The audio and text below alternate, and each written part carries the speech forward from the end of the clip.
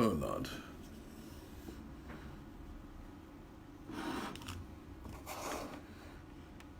Okay.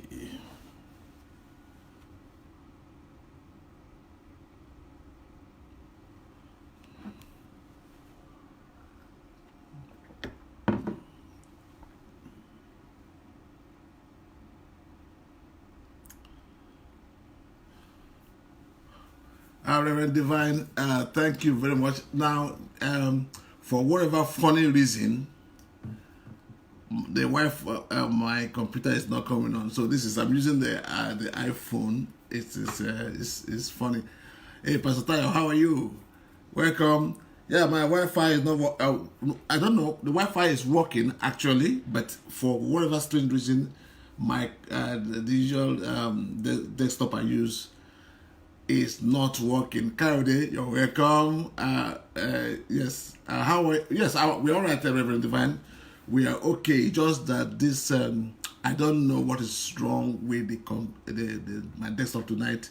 Everything is showing that it should be working in terms of the connectivity, but it's not working. So I'm using the iPhone, and I don't know what the optics is like. But I just want to quickly get into what I have in mind for tonight, and I'm a bit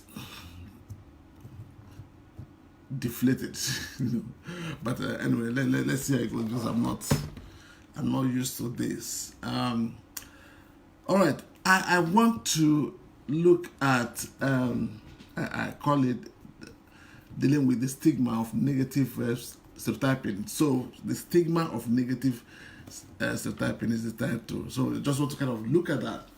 Now, what prompted me to think about to deal with this topic is several weeks ago I did respond to the gale of what's the word? Negative publicity, negative stories particularly about church leaders in Nigeria and other parts of Africa in particular, and issue of sexual abuse or allegation thereof, the issue of financial abuse, financial improprieties, and different kind of CBCVV. What does that mean? I don't understand though. CBCVV, BCCV. By the way, happy birthday to you. That was it yesterday or so? I hope you had a nice time. I don't understand that code. BCCV. I don't understand. Please explain. Right. So all those hey, my brother, how are you? Welcome. Thank you very much. Thank you very much. Okay, so I was talking about that, dealing with that, the kind of reputational damage such news. Okay, all right, that's fine. That's fine. Right. Such news and scandals bring to the church as a whole, although the gates of hell cannot prevail against the church, that is for sure. So I was looking at that,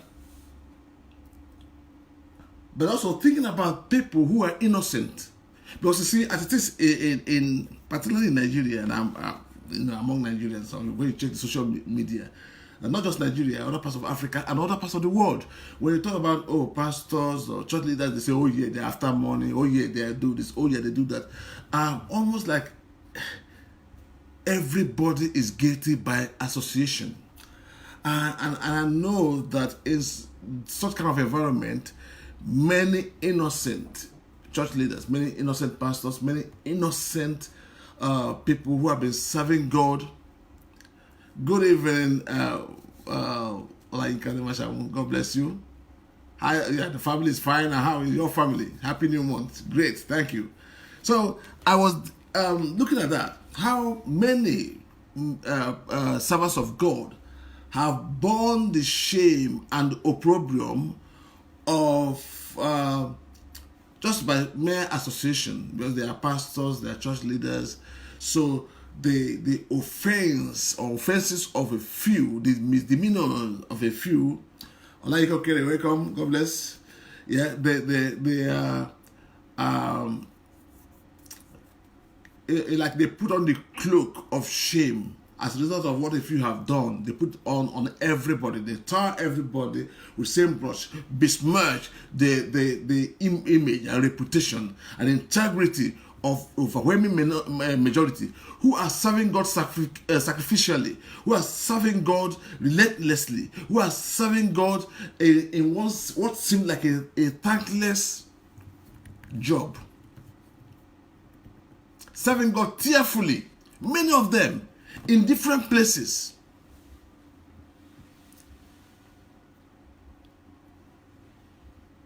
Yet they bear this shame. Yeah? They are accused of different things just because of just misdemeanor by a few. Taiwo Niola, Ayego, God bless you. Thank you. You're welcome. Right. So I was thinking about that and how to respond to this reality, this reputational impact on the people who are innocent. Then while thinking about this, then the news came that about 80 people were involved or charged with scamming to the tune of $46 million US dollars. 80 people, and out of these, 77 are Nigerians or Nigerian of Nigerian descent. Now, that whacked me really. That knocked me hollow. You know, the same thing, the sense of shame, the sense of not again. At the same time, I have about 20-something people on death row in Saudi Arabia, Nigerians. Again, I heard about the ones recently in this country, jailed, a lady. And all that and all that. And I begin to hear what people are saying about my people, my co-nationals, co-patriots. What people are saying about my country. And it pains.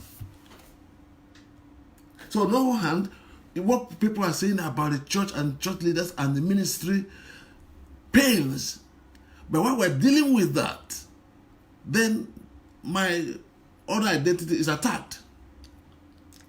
And I check the newspapers, I listen to the TV and the news channels and social media. And Bishop Sonny Okoro, thank you, welcome, God bless you. It's a privilege. Thank you for joining us. And Bishop Sammy Okoro, sorry for the mistake. Right. So thinking about this, I hear how people, I've talked to people and people have accosted me. Oh, where are you from? I say I'm a Nigerian. Because one thing is sure, I'll never be ashamed to say I'm a Nigerian. Okay? I'll never be ashamed to say I'm a Nigerian. God, caused me to be born in Nigeria. God gave me, made me to be in Nigeria. It is His own doing and making. So I will never be ashamed. I love Nigeria. I love my people. Yes. So, yes, no matter what people say. So, but people can accuse me with a different kind of accusations. Some people that have even some doubtful, not even doubtful, some dangerous reputations. I don't want to say more, about that. They come to me, non-Nigerians, come to me and say, oh, Nigerians like this, and look at them. Okay. One of the things I said to a few people that challenged me about my Nigerianness, I said to them, do you know how many people, do you know the population of Nigeria? They said no. I said it's approximately 200 million people. I said, think about it. If you say that every Nigerian is corrupt, every Nigerian is bad, every Nigerian is of no good. So I said, if it just 1% of the 200 million people decide to do bad, decide to be bad, if just 1% of the 200 million people, or even 1% of the people in this country, Nigerians in this country, decide to respond to that negative stereotype and act nasty and act bad and act criminally, and steal and defraud, what, just 1%, do you think that the economy of this country will not be shaken to its roots? I said that, they say, wow, that's true. I said, think about it before you open your mouth and accuse every Nigerian you see of being a criminal. The same thing I say, people who accuse the church, accuse pastors, accuse ministers, of doing that. Yes, those who are guilty, those who have done something wrong, yes, let them face the opprobrium, let them face the music, let them face the law, whatever it is they need to face. Let them face the comeuppance. But that is not an excuse to bemire every one of God's servants and accuse them of unmentionable ethical misdemeanor. No, it's not right. Because if, again, if let's say 10% of all Christian ministers or spiritual leaders are involved in an ethical practice, this world would not be this. The purulence and the decadence we see in the world will be, in fact, would be child's play. Yeah. So let's put this in right measure and perspective. Okay. So that's what made me to respond to this. How do we? Because somehow, one person or a few people that did something, there's a tendency for their behavior to, for everybody to vicariously partake of the shame of that behavior. And that's unfair. Of course it's unfair. So the question is, how do we respond to that? How do we respond to that? So I feel the pain as a Nigerian. I feel the pain as a Christian. And I let me say this too. And even among Nigerians, I've seen people who say, oh, they are Igbos. And I'm Igbo. And I feel the pain also as an Igbo person. That most of those people were Igbos. I feel the pain. Look, it has to be said.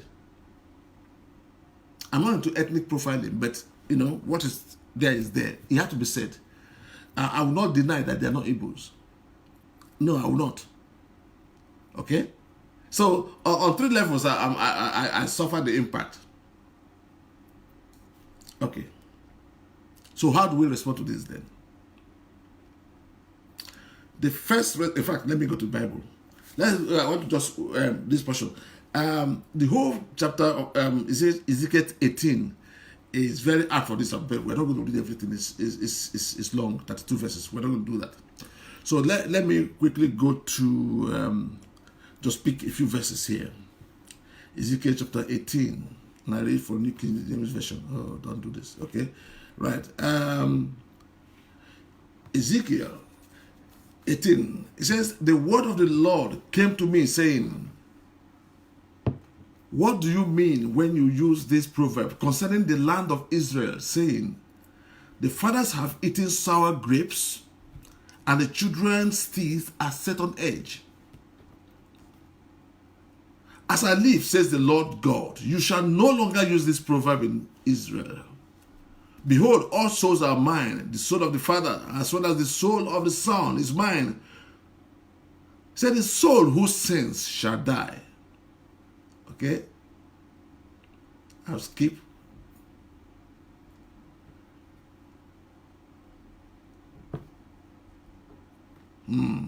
Oh, lovely. Okay, in fact, let me read on. But if a man is just and does what is lawful and right, if he has not eaten on the mountains, nor lifted up his eyes to the idols of the house of Israel, nor defied his neighbor's wife. These are different sins people commit, yeah? Okay. nor approach a woman during her impurity, if he has not oppressed anyone, but has restored to the debtor his pledge, has robbed no one by violence, but has given his bread to the hungry, and covered, in other words, he's done the right thing. He's done the right thing. If he has not exacted usury, nor taken any increase, but has withdrawn his hand from iniquity, and executed true judgment between man and man, if he has walked in my statutes and kept my judgments faithfully, if he is just, he shall surely live, says the Lord. Now it says that if this person gives birth to a child who is a robber, verse 10 now, or a shedder of blood, who does any of those things, any of those sins, and does not do any of the duties expected of him, but has eaten on the mountains or defied his neighbor's wife, and oppressed the poor and robbed by violence, nor restored the pledge, lifted his eyes to the idols, committed abomination, and so on and so forth.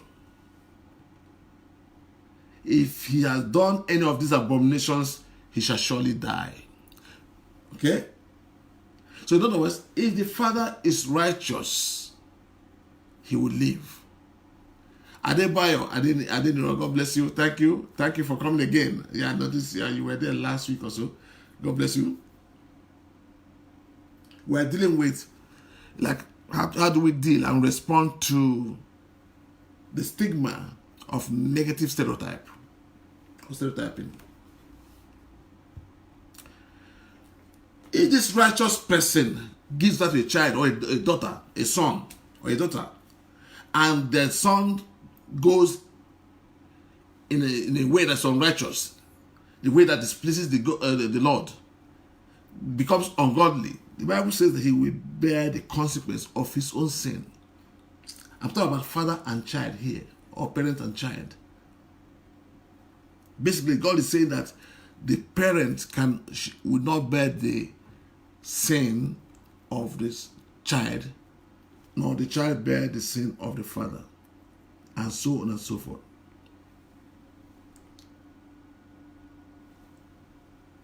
That's God's verdict. That's, you see, I try within the limits of human error.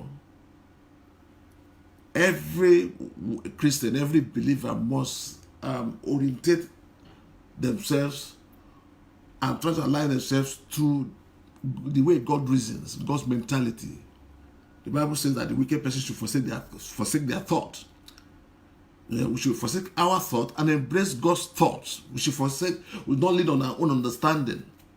It's not pointing fingers, all this ethnic group is this nationality is that, these people are this, which is a very lazy way of responding. A very lazy and childish way. Stereotyping is a very lazy way, very childish way of responding. Because it takes effort to look at somebody and know them beyond the ethnicity, beyond the color of their skin, beyond the language they speak, beyond the profession, or their vocation. But the way God thinks, he said, no, he said, look, if the father is godly, he will reap the reward of godliness. If the child from the same father or the same mother is ungodly, he or she will reap the reward. For the soul that sins shall die. In other words, everybody will face their own music. Okay, that's the first level. So on that basis then, going back to my text, on that basis, how do we respond? The first thing is to make sure that we are innocent as individuals. And if you're innocent, hold your head high. I'm not ashamed of the gospel of Jesus Christ, for it is the power of God unto salvation. I'm not ashamed of my calling. I'm not ashamed of being a minister of God, called by God. Okay? No matter what others do, I am not ashamed. I hold my head high. I magnify my office. I'm not ashamed of being a Nigerian. In fact, I'm actually proud of being Nigerian. There's a lot of things going for that country and that nationality. Nigeria is I call it the capital, the headquarters of the black race. Unfortunately, we have leaders who don't understand the importance and the dignity that associated with that status. They don't understand the responsibility that comes with that status. So I'm not ashamed of being a Nigerian. I declared I'm a Nigerian. Proudly so. Some people will say arrogantly so, but I don't think I'm arrogant. Okay. Because I don't despise other nations. So the sin of a few will not make me shrink from identifying myself as a Nigerian. I'm not ashamed of being an Igbo person. Again, there's a lot of potential, a lot of glory, a lot of qualities associated and values associated with that ethnicity. Just like any other ethnicity. So I don't care how many Igbo people did this or did that. Right. That said, okay, that's a scripture here that says the Proverbs 28:1 says that that the righteous, that the wicked runs when no one is chasing them, but the righteous is as bold as a lion. The wicked runs when nobody pursues them. In fact, they run from their shadows. But the righteous is as bold as a lion.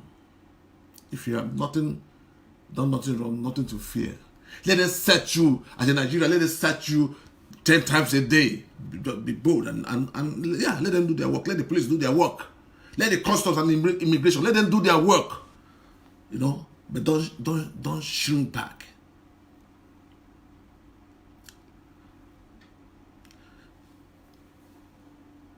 Secondly, we must also renounce that behavior, that bad behavior that some people among us have, the manner they've conducted themselves. We must denounce and renounce it. In other words, and it takes, you see, an insider to criticize a body. Yeah, if somebody else is pointing accusing fingers at us, then it's like, come, what do you have against us? Oh, you're persecuting us and all that. But it's good for us to look at ourselves and say, look, and challenge ourselves and say, look, this behavior, exhibited by one of us or some of us is wrong.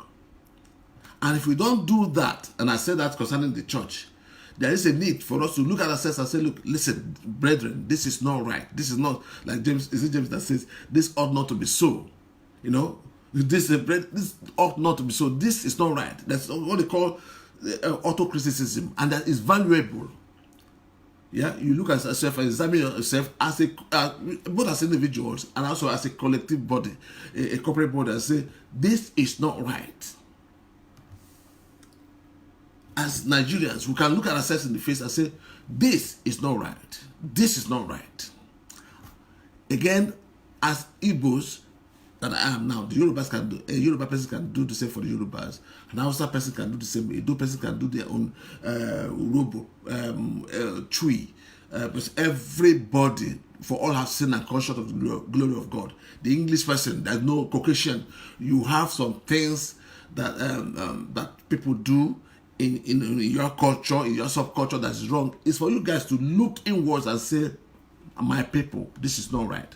So me, as an Igbo person, I can say, my brethren, my brothers and sisters, this is not what we are known for. This is not the values that we grew up with. we can challenge ourselves. We cannot just say it's accusation, it's accusation. No, we can. Hello, my brother Lade. How are you? Yes. Okay, my regards to your family. Okay, so we can challenge ourselves.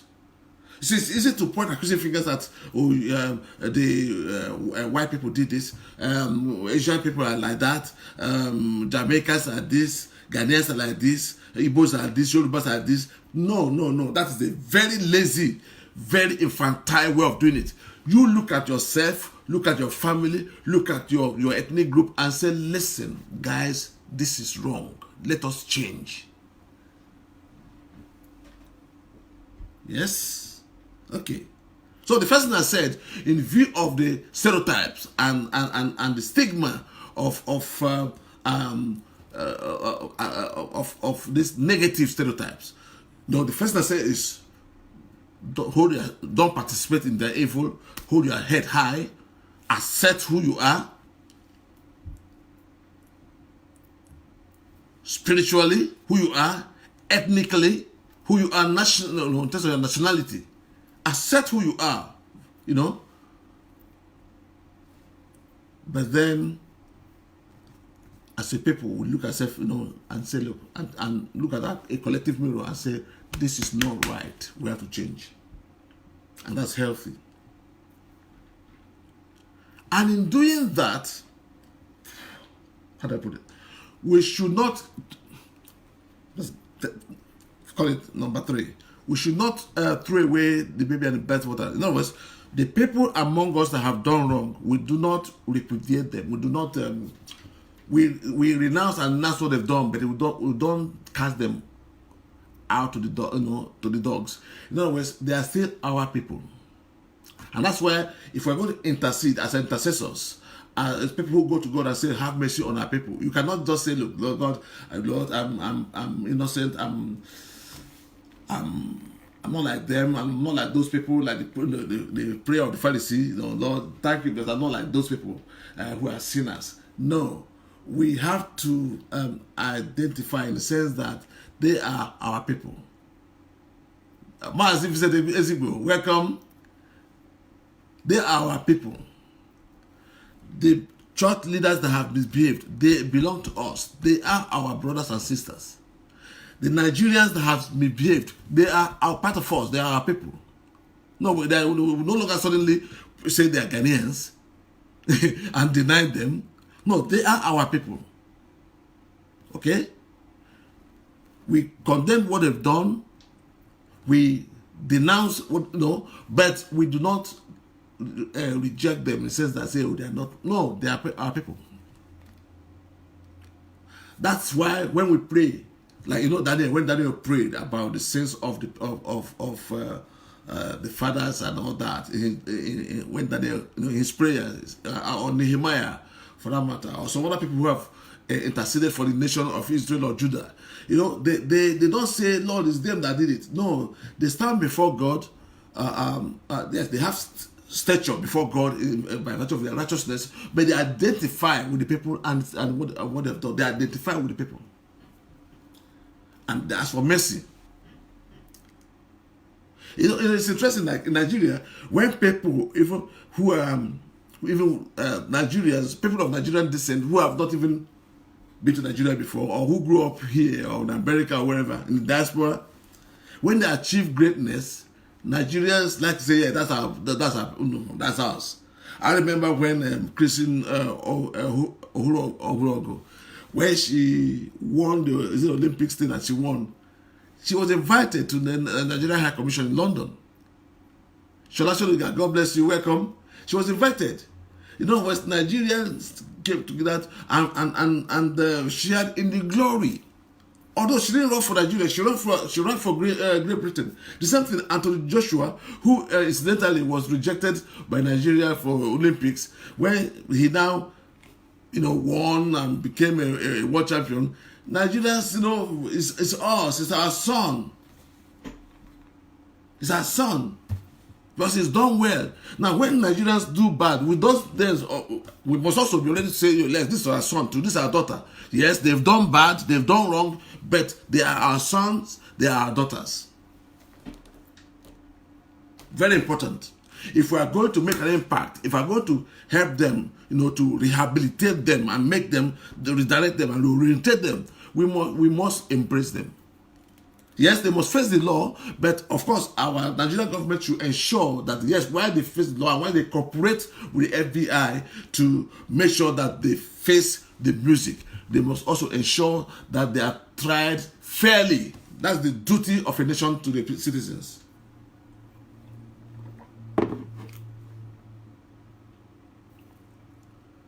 So yes, we reject what they've done, we denounce what they've done, but we don't reject them.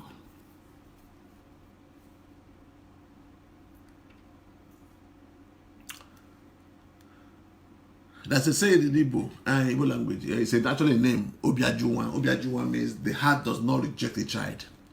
No matter what a child has done, the heart of a parent, a true parent, will not reject that child.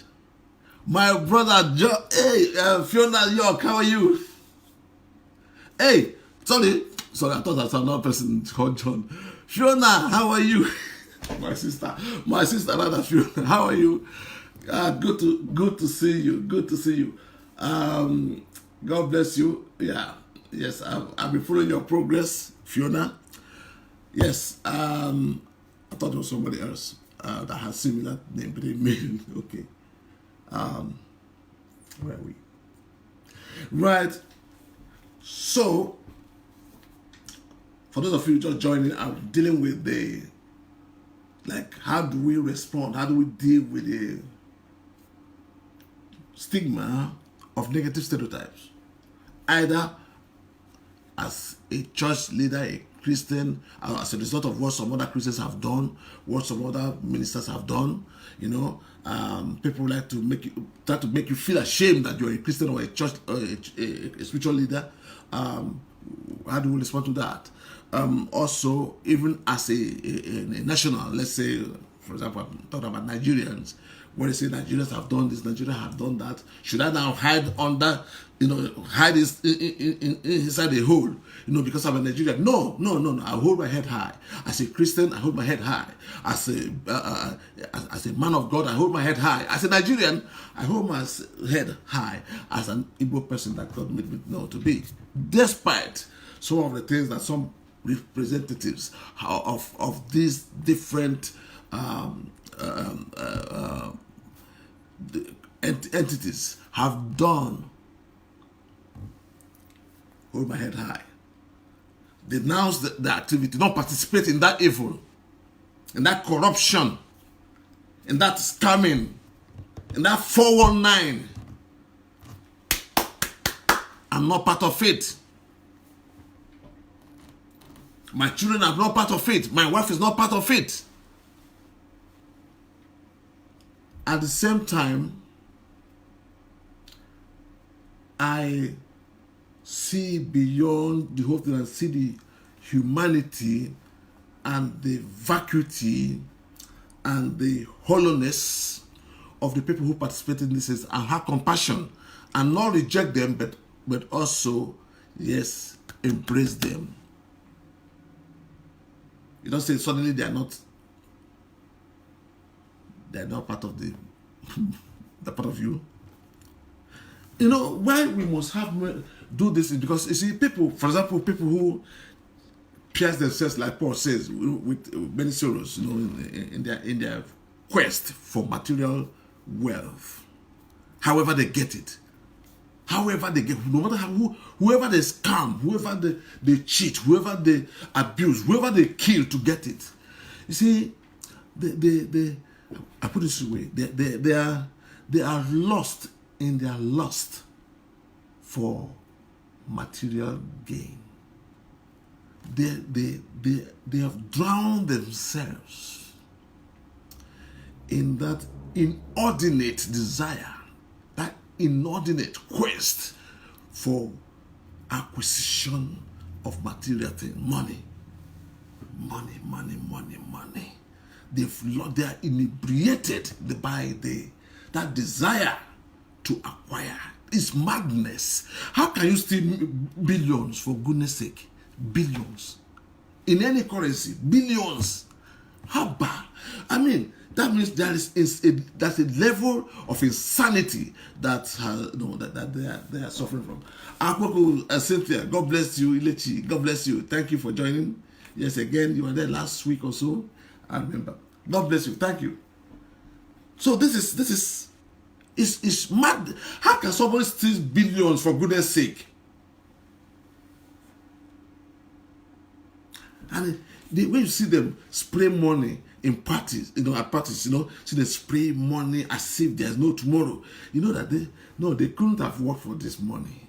They spray it and people cheer them. No, we should not celebrate such idiocy. We shouldn't celebrate such filth, such obscenity. And yet, these are the people we clap for. These are the people we give high chair. These are the people we give chief justice title. These are the people we give national honors, for goodness sake. These are the people we invite. In fact, one of them, Forbes Africa, included his name as one of the arrivists, one of the, it's the youngest person on the list at 28 or so. Meanwhile, he was doing scamming people all about. It's a shameful thing. And can I say this also? I know there are some people who will push their children who say, see what your mates are doing. See the house your mates are building. See the cars your mates are driving. Why not do the same? I know somebody, when I was in university, this lady cried to me and said that her mother said to her, when she asked for money for stuff, cream and whatever, I'm gonna say, well, why are you asking for this? Don't you know what your mates are doing? What kind of mother is that? What kind of mother will direct her daughter, or what kind of father will direct his son to do something just evil, criminal, shameful? Just to can't you see what your mates are doing? Do you know how their mates are getting the money? No. Something has gone wrong. So we need to challenge ourselves. These are not the values that we grew up with. We know. Some of us who are elected, some Nigerians who they know that growing up, when you bring something from maybe school, from wherever, that your parents did not buy for you, you have it, you are going to explain how you got it. And if you took it from somebody or from a shop, your mom or dad will march you to that shop for you to tell the person what you have done, and you'll be whipped for it even. But what's happening?